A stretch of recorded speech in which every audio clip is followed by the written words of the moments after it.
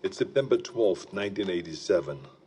My name is Major Alan Schaefer, also known as Dutch, U.S. Army veteran, Special Ops Commander, and the only survivor of the Valverde incident. These tapes are my personal testimony. Insurance. Should anything happen to me, what I've found won't be lost. My team was brought in to rescue a Guatemala cabinet minister and his aide, who had been captured by guerrilla forces in Valverde.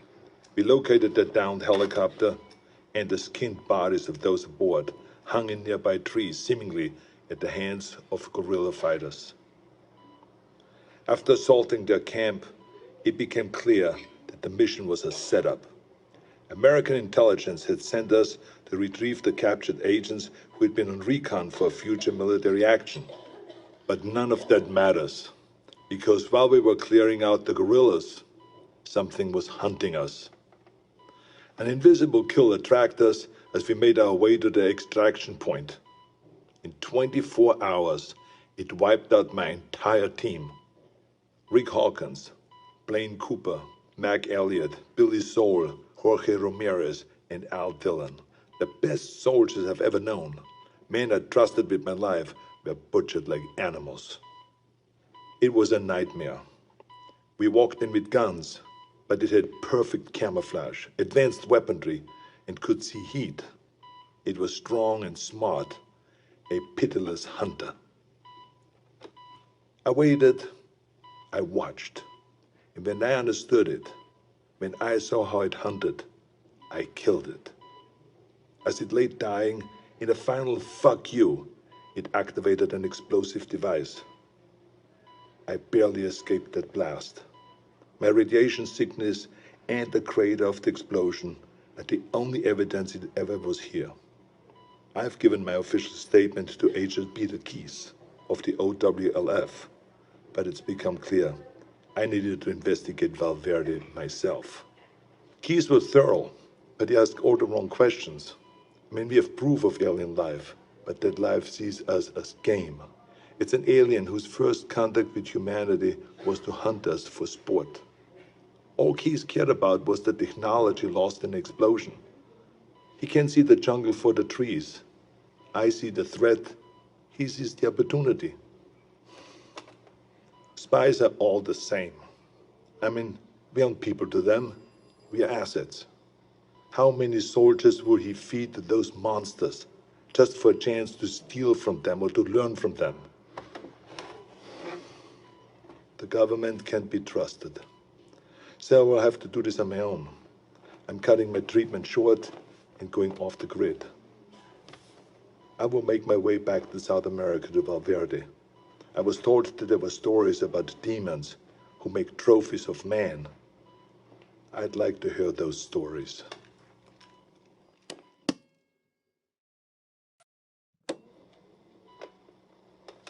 It's September 12th, 1987.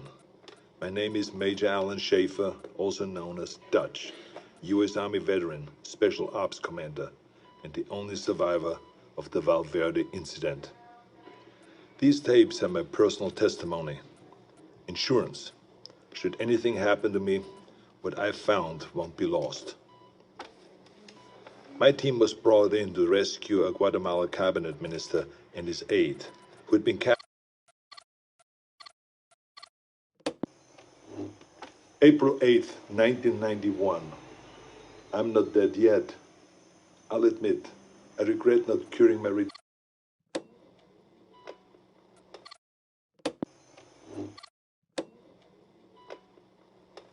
It's September 12th,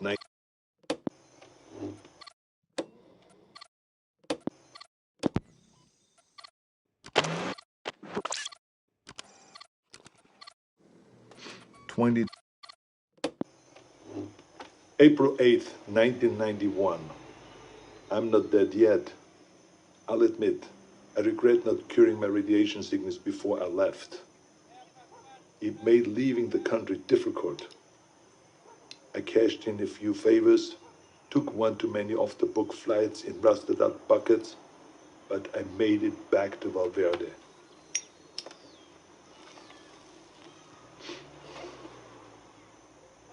The area was on lockdown.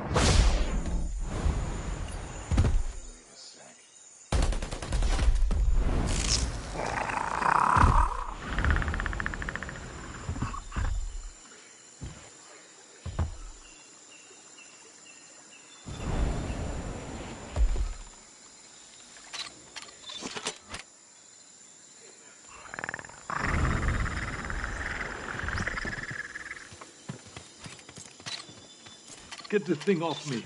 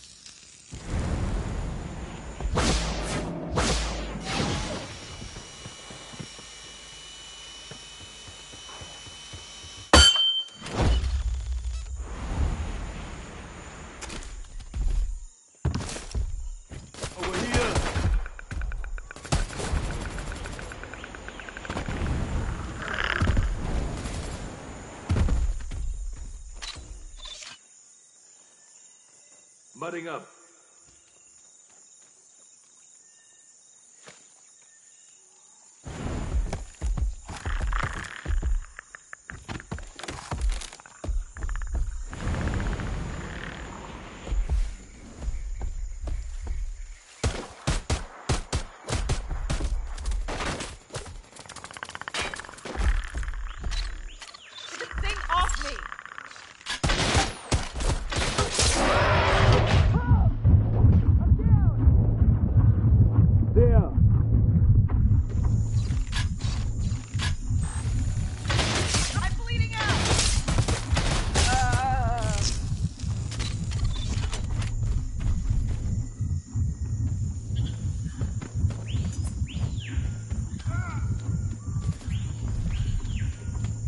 Form up.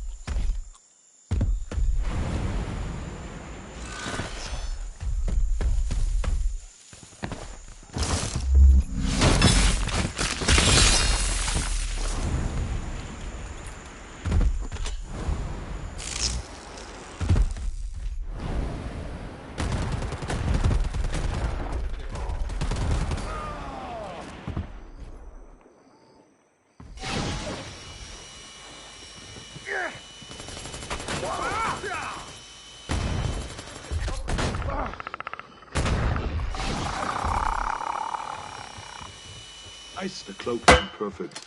Watch for it. Oh, what the? Enemy alive!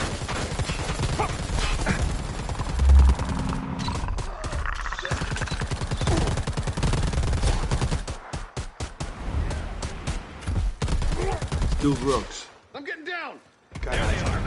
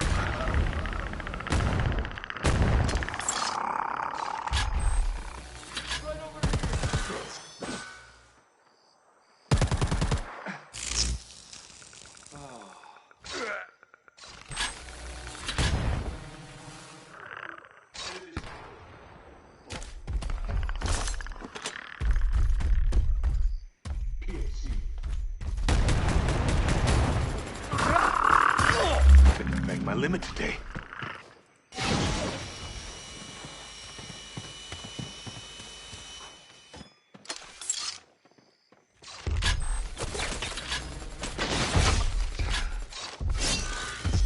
This way!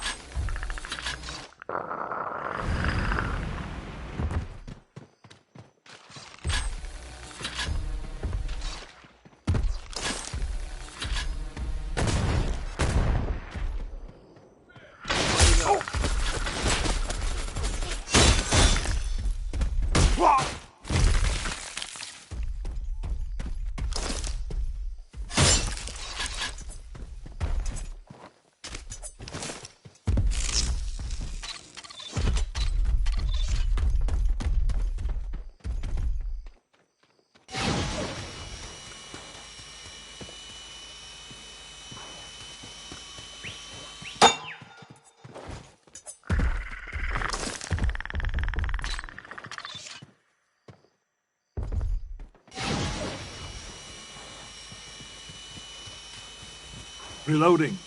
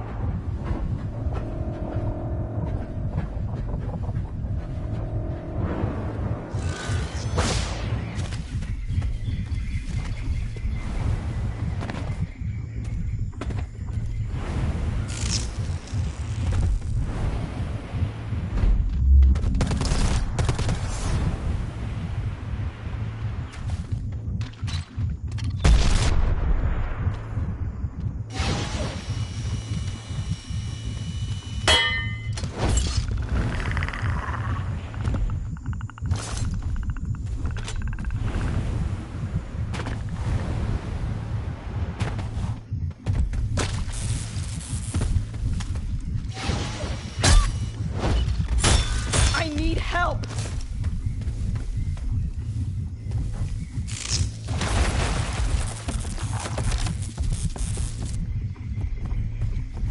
Come on, man! I'm fucking dying out here! Somebody help me!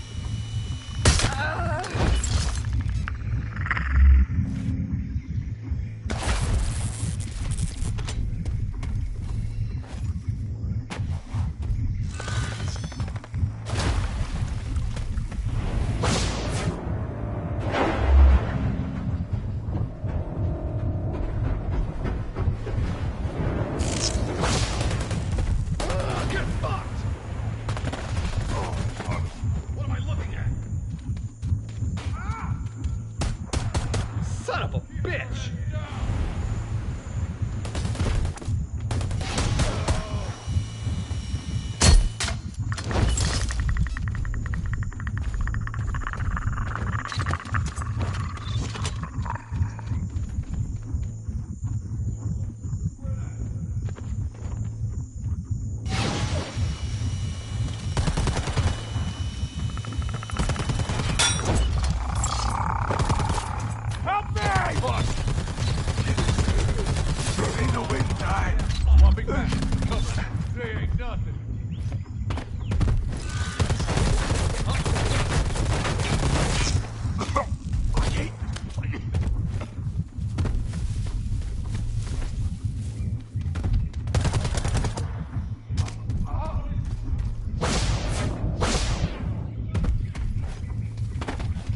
me up. I'm not dying today. God, please save me. I feel like we're being watched.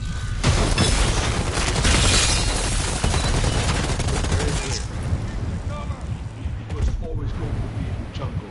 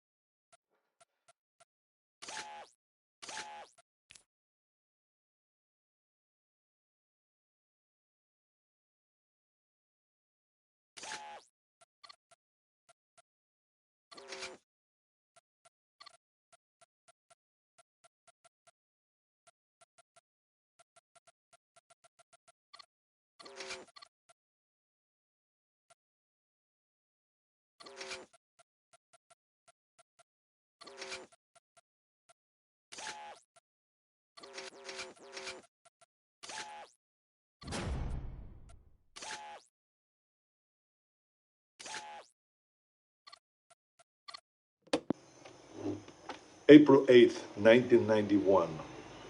I'm not dead yet. I'll admit, I regret not curing my radiation sickness before I left. It made leaving the country difficult. I cashed in a few favors, took one too many off-the-book flights in rusted-out buckets, but I made it back to Valverde.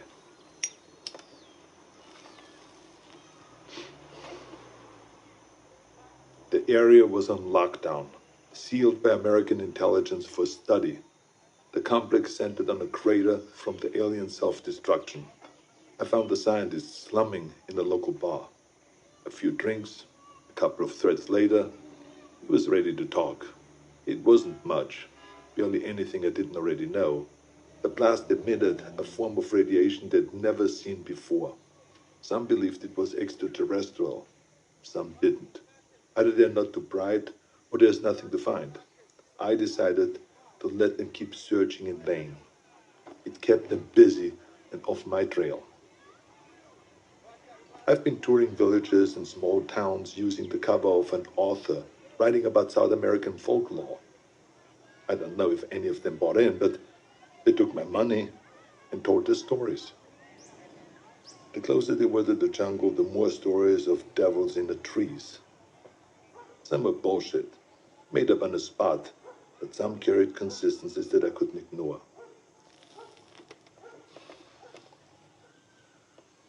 Whatever it was, the demons who make trophies of man, the devil of the trees, or the skull taker, the stories always began on the hottest summer that they could remember. In the summer of 1987, Valverde nearly broke its all-time high in temperatures. They love the heat. It must remind them of home. Everything else confirmed the truth of the stories. Proud warriors skinned and hanged, skulls and spines ripped from their bodies. Maybe it was obvious from the beginning, but it wasn't until I heard the stories that I truly accepted the purpose of these mutilations. I mean, they're taking trophies. They travel impassable distances to hunt us, skin us, and mount us over some alien fireplace on another world. It would be disgusting if it weren't so familiar. Where do I go now? It's been on my mind all year. The takeaway from all this intel is that they've been doing this for decades, centuries maybe. They're coming back, and I need to be there when they do.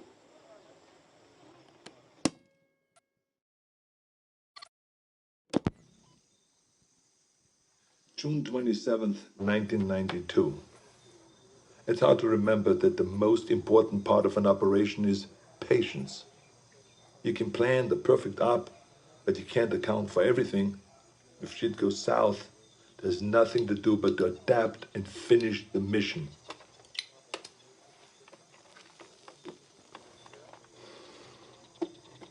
Sometimes you just get lucky. I was in the dock, 10 clicks downriver from the Valverde border, figuring out my next move. I was ready to pack it in. I thought that I learned everything that I could, that there was nothing left for me to find. The OWLF had abandoned the detonation site a year ago, and I thought that they already shipped back to America. That's when I saw Agent Peter Keyes tie his skiff to the dock. I haven't seen Keyes since I gave my official statement to him. It was impossible, but there he was, with 3 of his buddies. All agents. The clean, tidy outfits give them away all the time. They don't want to get down in the dirt, you see. That's what they pay soldiers to do.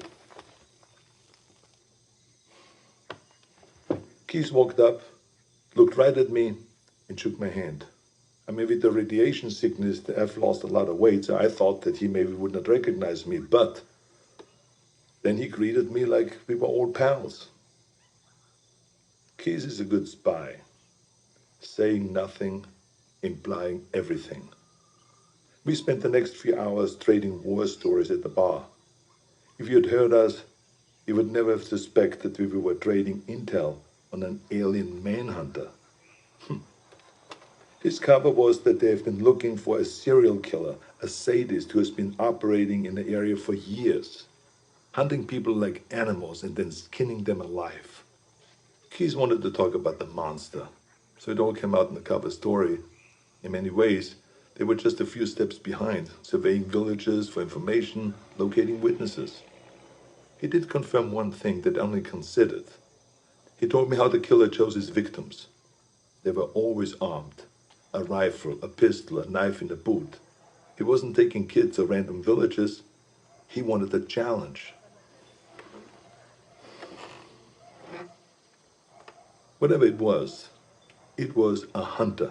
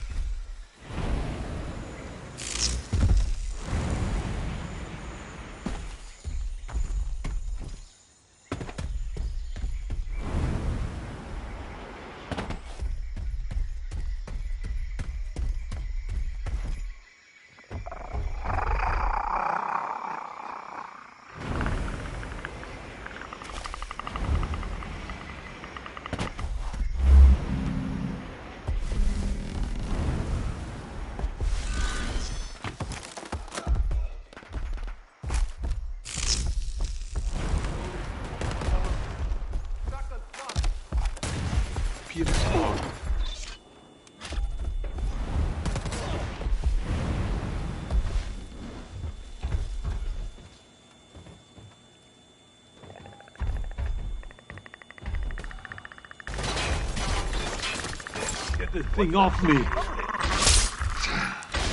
Hit! Help me up! What the? Get over here!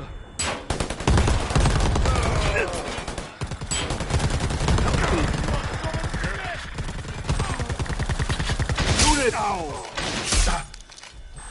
Careful, careful. Fuck! Careful. I'm not leaving you here. Who's got a med kit? Cut the net! Get me up! I'm not dying today.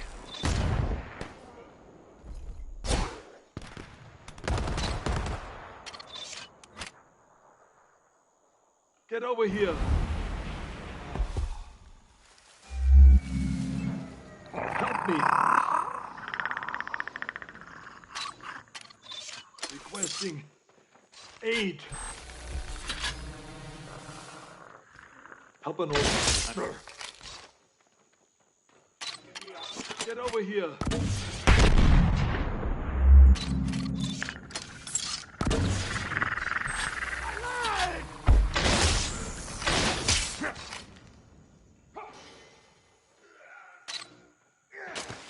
Drag out!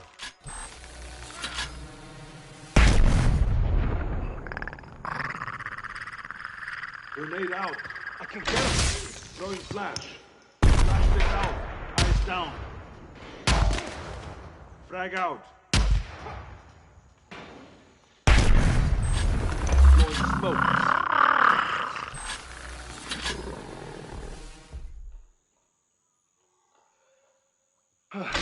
Thanks. We don't leave people behind.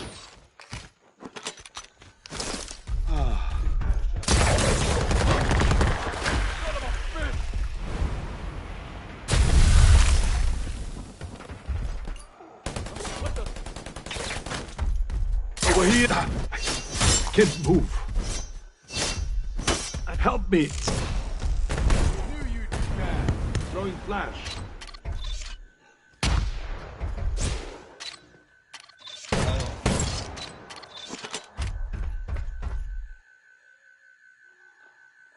Thanks, soldier. Get on your feet, soldier.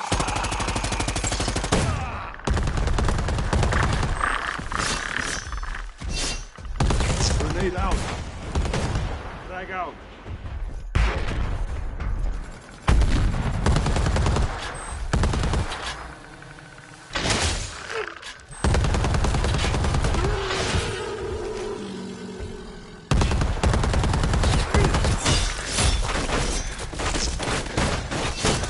Loading.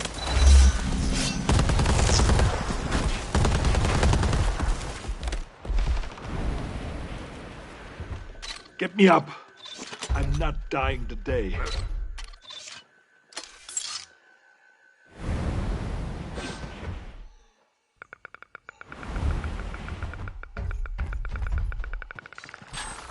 Still works. Running up.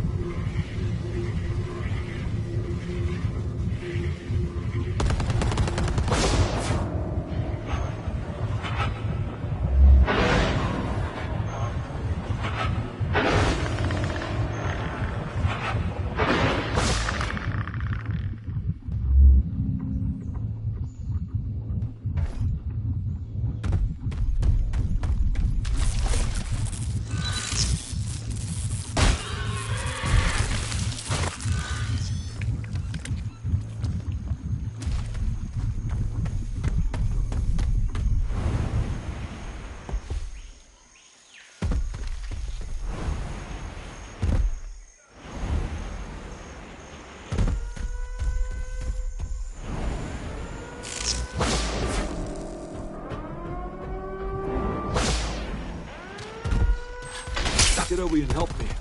Get over here.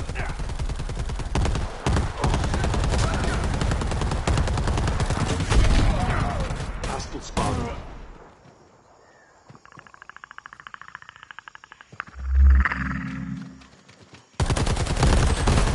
Help me. He was was always going to be in the jungle.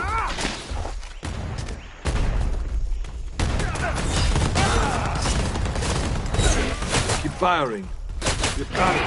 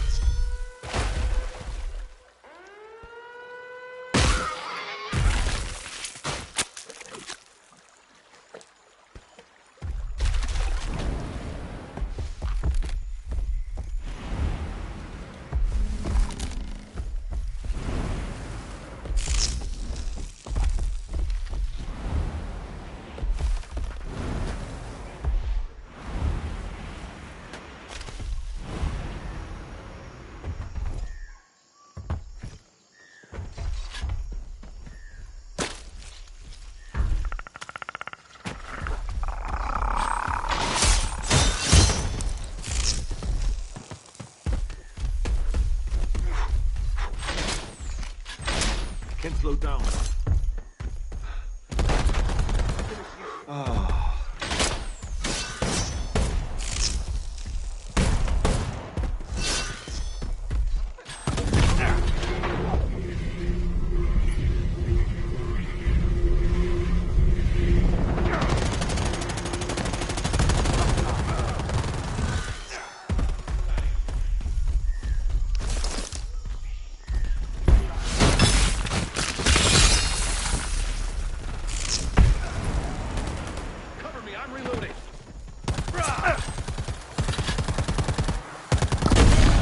Always going to be in the jungle.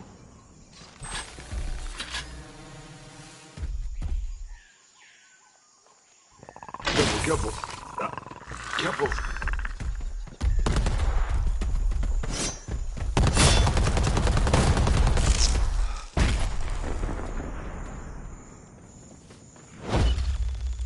Need to stop the bleeding. Throwing flash! Flashbang!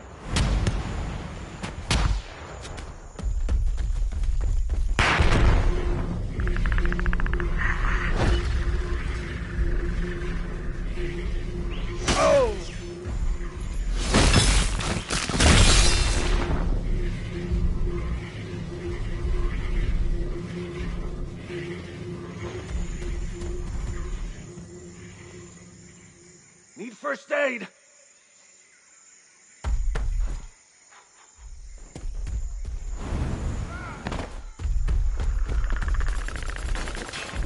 There!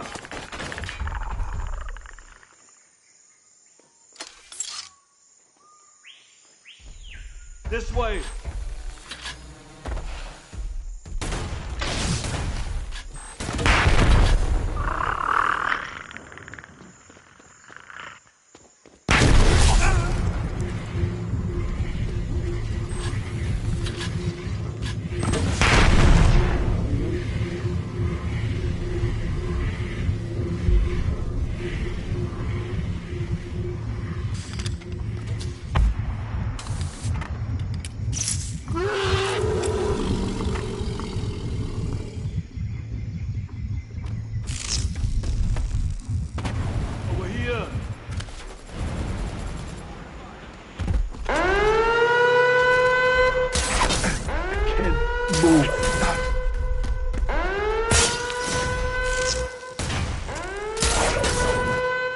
Grenade out. Frag out. Fucking ammo! What the shit? Ah! Shit! What is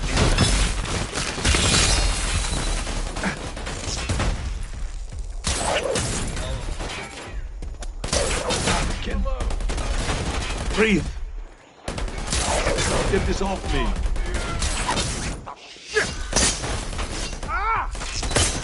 Holy shit, what is... Grenade out. Somebody help me! Smoke out. Smoke.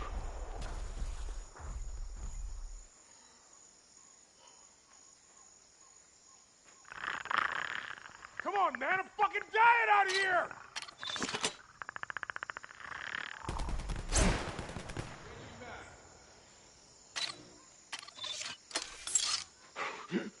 Help me. Eyes on enemy.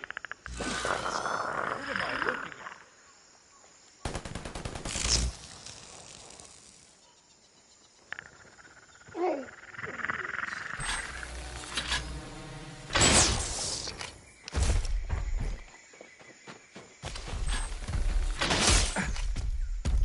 Get over here.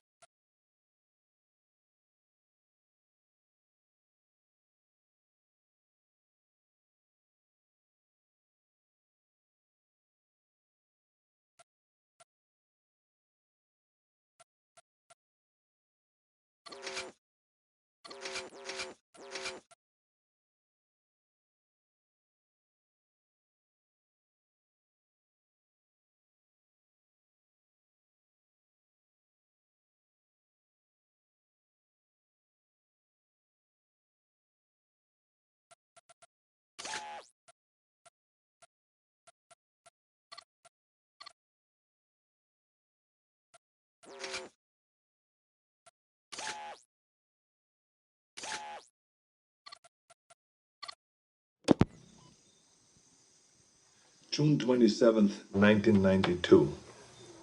It's hard to remember that the most important part.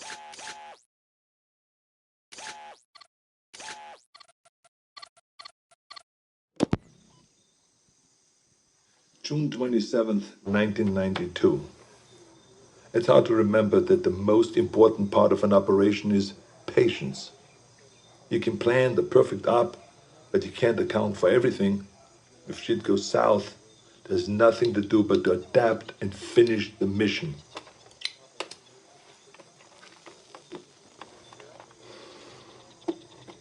Sometimes you just get lucky. I was in the dock, 10 clicks downriver from the Valverde border, figuring out my next move. I was ready to pack it in. I thought that I learned everything that I could, that there was nothing left for me to find. The OWLF had abandoned the detonation site a year ago. And I thought that they already shipped back to America. That's when I saw Agent Peter Keyes tie his skiff to the dock. I haven't seen Keyes since I gave my official statement to him. It was impossible, but there he was, with 3 of his buddies. All agents. The clean, tidy outfits give them away all the time. They don't want to get down in the dirt, you see. That's what they pay soldiers to do. Keyes walked up, looked right at me, and shook my hand. With the radiation sickness, I've lost a lot of weight, so I thought that he maybe would not recognize me. But then he greeted me like we were old pals. Keyes is a good spy, saying nothing, implying everything. We spent the next few hours trading war stories at the bar. If you had heard us, you would never have suspected we were trading intel on an alien manhunter. His cover was that they have been looking for a serial killer, a sadist who has been operating in the area for years, hunting people like animals and then skinning them alive. Keyes wanted to talk about the monster, so it all came out in the cover story. In many ways, they were just a few steps behind, surveying villages for information, locating witnesses. He did confirm one thing that I only considered. He told me how the killer chose his victims. They were always armed. A rifle, a pistol, a knife in the boot. He wasn't taking kids or random villages. He wanted a challenge. Whatever it was a hunter. And it killed for sport. I wish they were here for a military action, recon for an invasion. But the truth was so much worse. We are prey, animals, fit only to be hunted. Keyes and his buddies paid the tab and mine, but before he left, he winked at me and he said, "Stay out of the jungle. That's where he gets you." I tracked Keyes and his team for weeks, but they didn't learn anything new. Maybe they knew that I was there, maybe they didn't, I don't know. I've risked enough for now. I think it's time to disappear. Keep my ear to the ground. Be patient.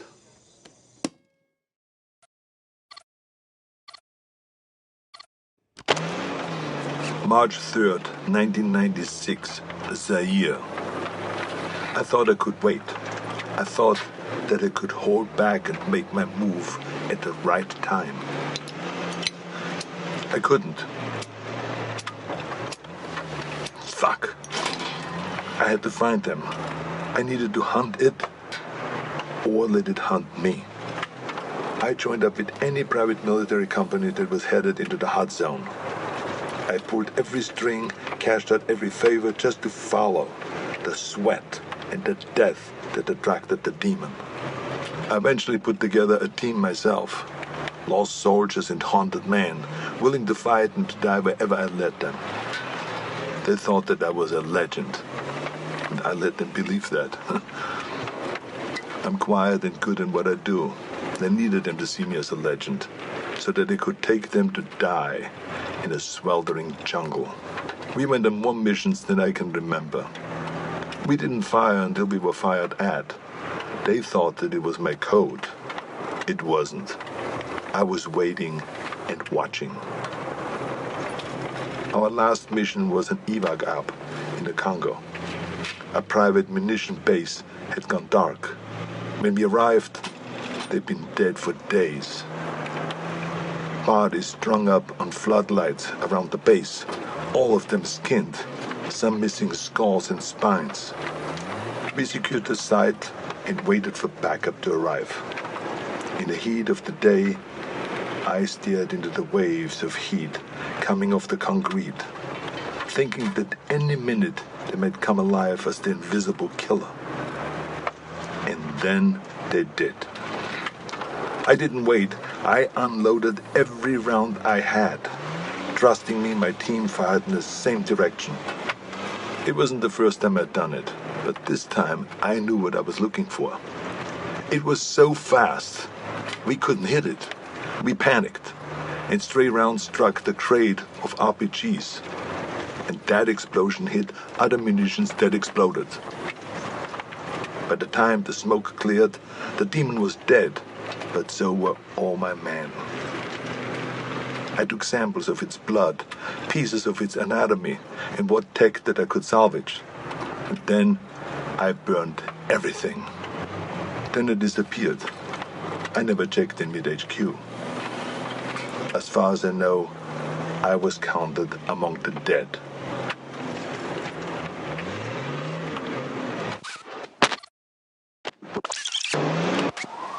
October 12, 1997, Los Angeles. I needed to come back to the States. It wasn't impossible to sneak contraband through customs, but I wasn't willing to risk what I found in the Congo falling into the wrong hands. Instead, I traveled to Mexico aboard a cargo ship bound for the port of Altamira.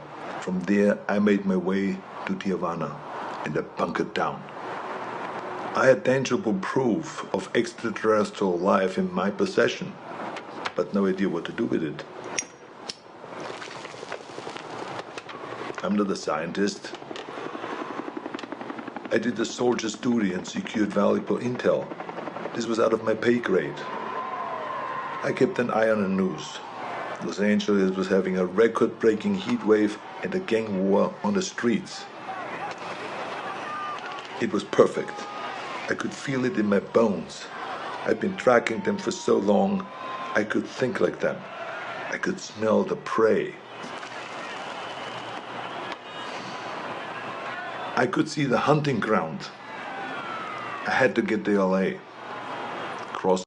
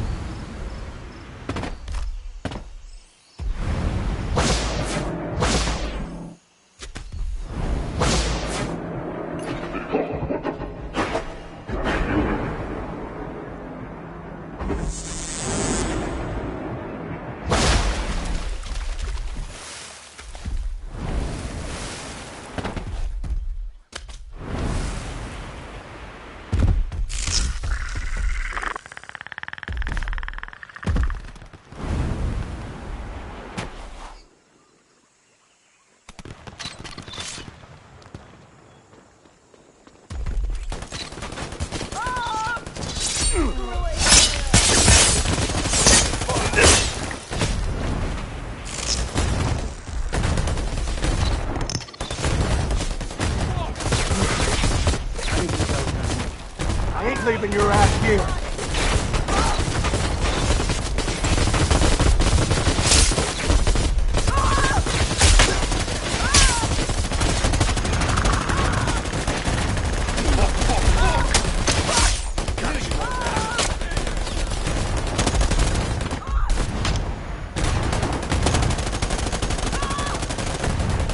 I owe you one. Anytime.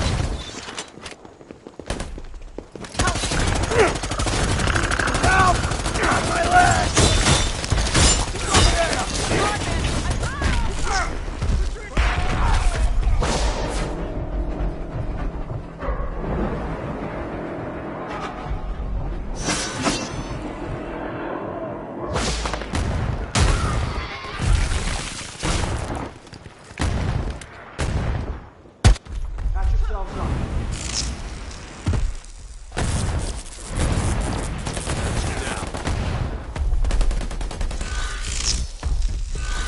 What am I looking at?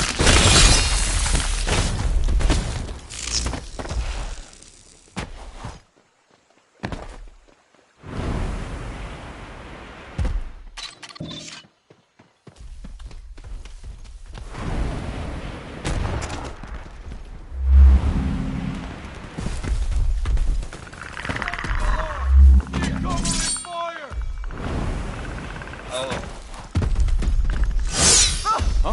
What the? There!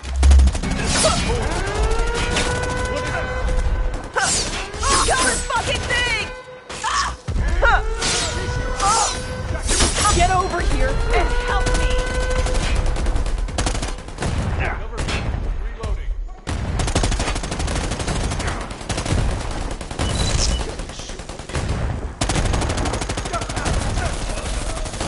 Ow! Careful, asshole, I'm bleeding! One.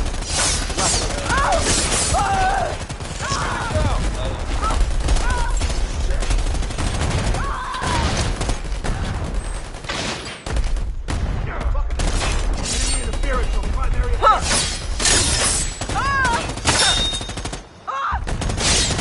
Quick, shooting! Contact!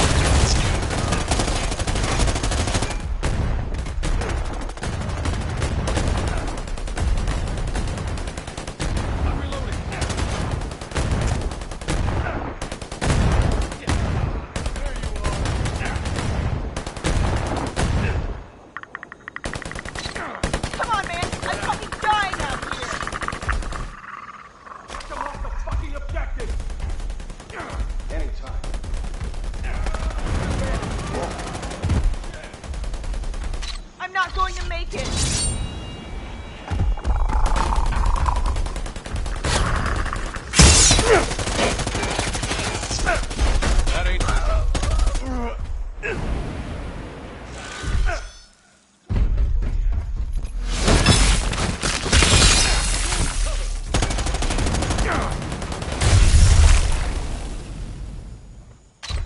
Let's make it look hot.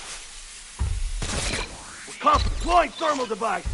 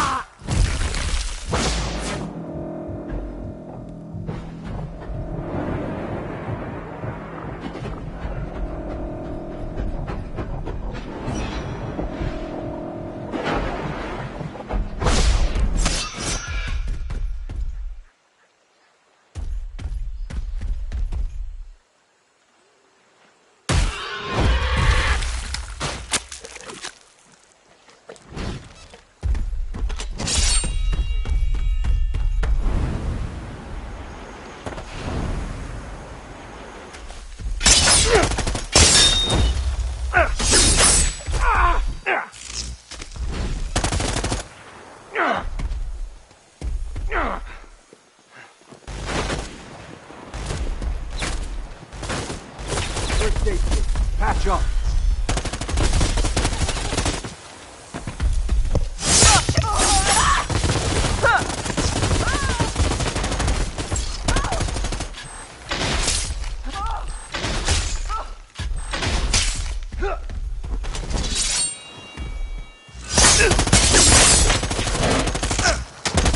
One, you act like this is the first time.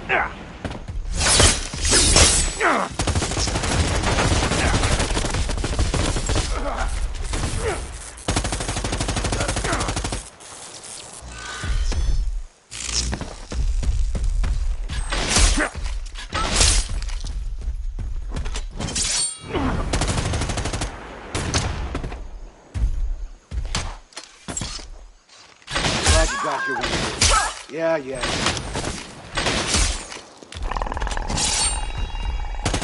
Bleeding out.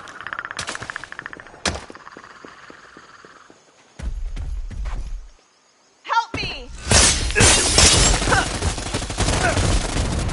Careful, asshole. I'm bleeding. Shut up. You ain't got time to bleed.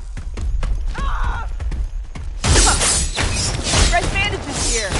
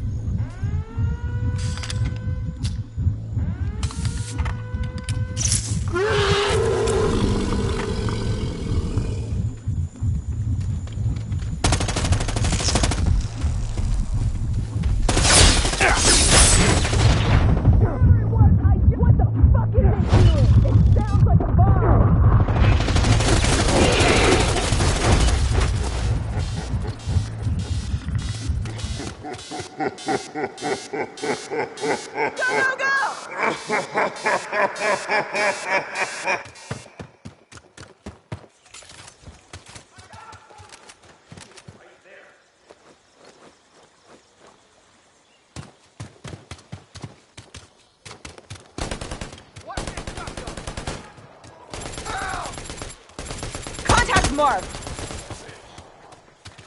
Someone Stitch put me back yourself together. up. Ha! There you are. Moving in to stop him. Ah!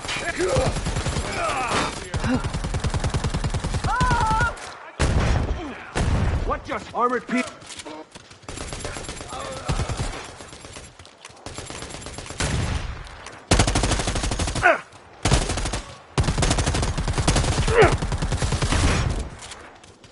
Ammo here.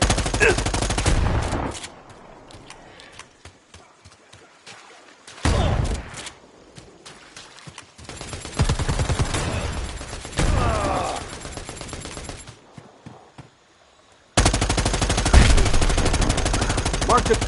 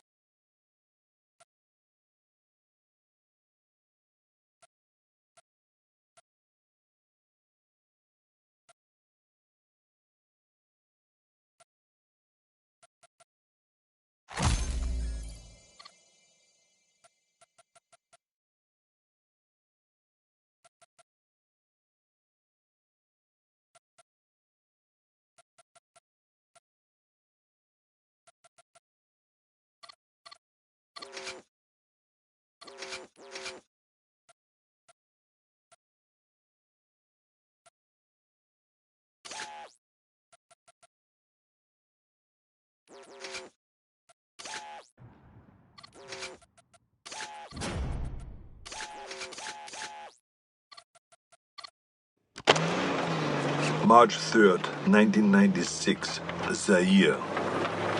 I thought I could wait. October 12th, 1997, Los Angeles. I needed to come back to the States. It wasn't impossible to sneak contraband through customs, but I wasn't willing to risk what I found in a cargo falling into the wrong hands. Instead, I traveled to Mexico aboard a cargo ship bound for the port of Altamira. From there, I made my way to Tijuana, and I bunkered down. I had tangible proof of extraterrestrial life in my possession, but no idea what to do with it.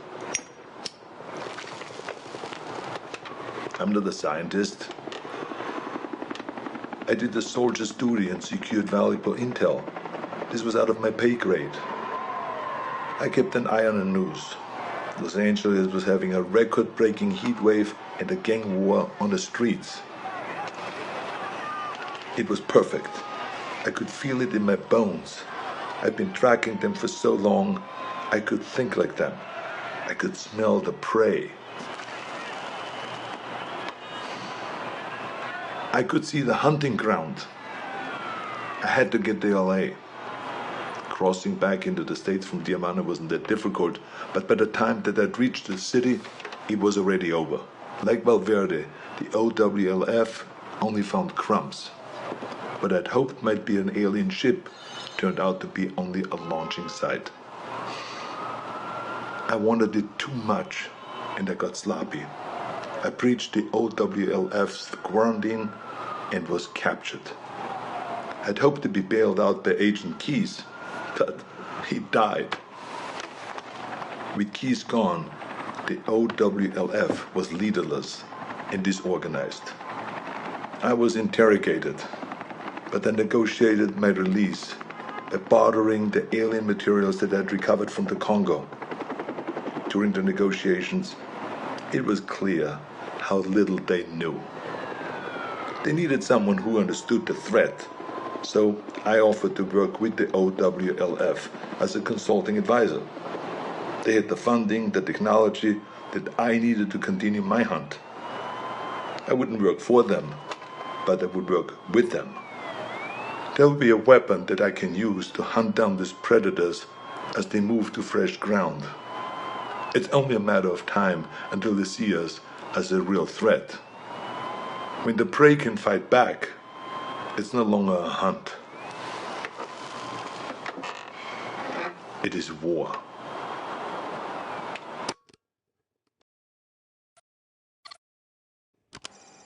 March 3rd, 2008. We've gotten good at killing predators.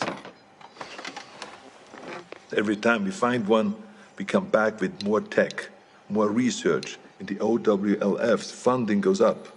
Together, we have gotten stronger and more efficient.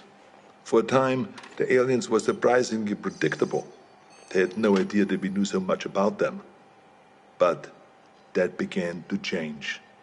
They sent better hunters every time. They're beginning to see us as a threat. Or we've become a more worthy prize. Maybe both.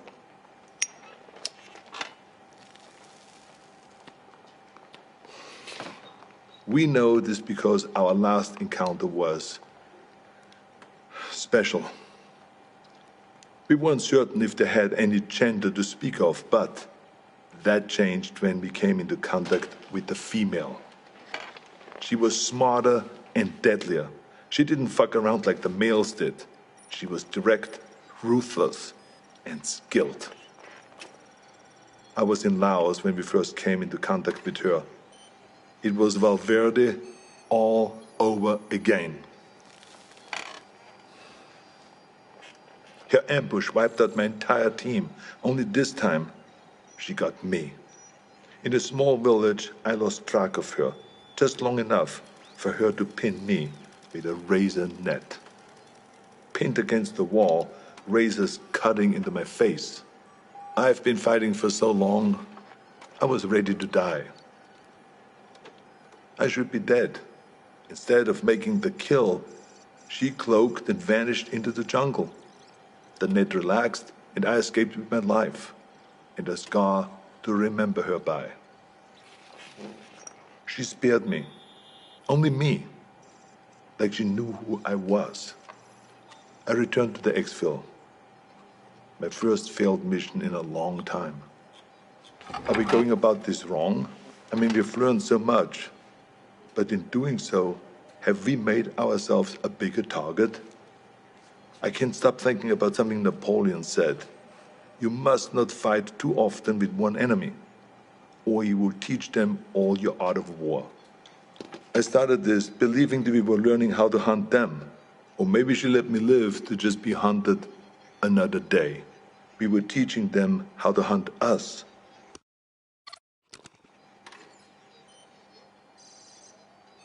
January 13th, 2019. I knew that the Predator's deployment to Earth would make it impossible to keep all of this a secret. Sooner or later there would be another player on the board. I'd hoped that it would be another agency, one that understood and respected the threat. Project Stargazer. Our initial intelligence on Stargazer was that they were capable, funded, but inexperienced. But they were smart. They took the OWLF's funding and got it shut down. Everyone we could identify in their group was a disavowed member of another agency, including the OWLF. Lacking strong leadership and a clear directive, they were sloppy and arrogant. They were aware of the Predator's threat, and while they had many of the pieces, they struggled to see the bigger picture. Stargazer was so far behind that we didn't see them as a threat until the event in Mexico. The recovered Predator escape pod was an extraordinary find for Stargazer, but the death toll was a heavy price to pay for taking a Predator captive. My task force has many directives, but one of the most primary is we do not take captives. Retrieve technology, corpses, and other intelligence. But there's no value in a live Predator, only liability. The enemy does not want peace. The enemy does not negotiate. Its only drive on Earth is to hunt. What we might learn from a captive Predator would never be worth the risk to our people. Stargazer didn't learn from their mistakes, and the technology they've recovered has only made them cocky. When the government cut ties to the agency, it should have shuttered their project permanently, but they only shifted their goals. Guerrilla factions and private military companies are being contracted by Stargazer to set out bases and equipment in locations that we have identified as ideal hunting grounds. We believe that the former intelligence project is setting itself up to be a fully independent dealer of otherworldly arms. This is the worst-case scenario.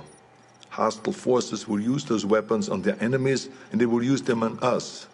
All the while, the true enemy stalks us unseen. It's a distraction mankind can't afford. Stargazer will have to be dealt with. 2025. It's hard to believe that I'm still here recording this. I probably shouldn't be smoking in the med bay, but fuck it, it's my birthday, for Christ's sakes.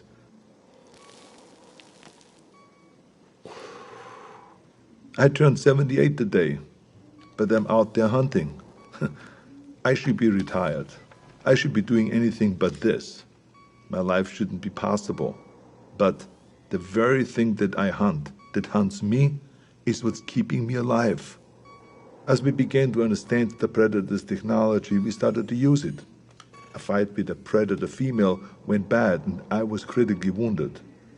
Dying, I agreed to experimentation. It worked.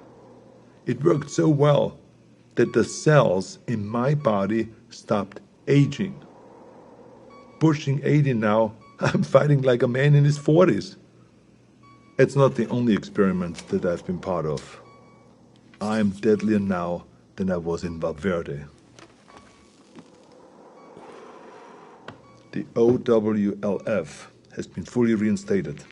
It's grown larger than ever before. We saved John Keyes from Stargazer. His father was Peter Keyes. I suppose you could say that he was a very dear acquaintance. His son is a gifted scientist. I worry about the future. The Earth is seeing unprecedented rise in heat and war. As the climate changes and the temperatures go up, more and more countries are becoming hunting grounds. We have killed so many of their kind, but they only send more. The number of events that we have witnessed has increased threefold in 10 years. We have made an impression on them, but not like we had hoped. We wanted to show them that we weren't prey, to deter them from ever sending another hunter to our world.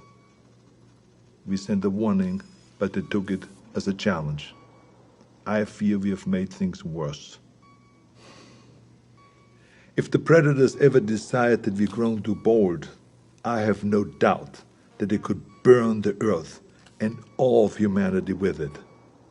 My only hope is that while they waste their time on sport, we can rise up together and stand against them as a species.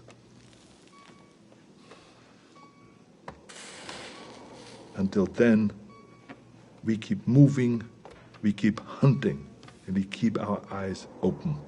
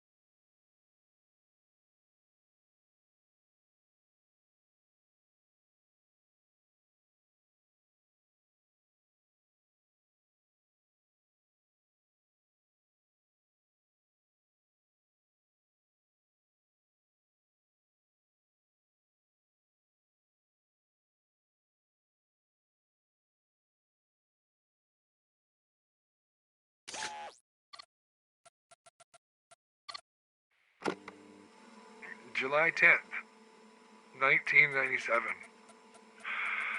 It's been several days.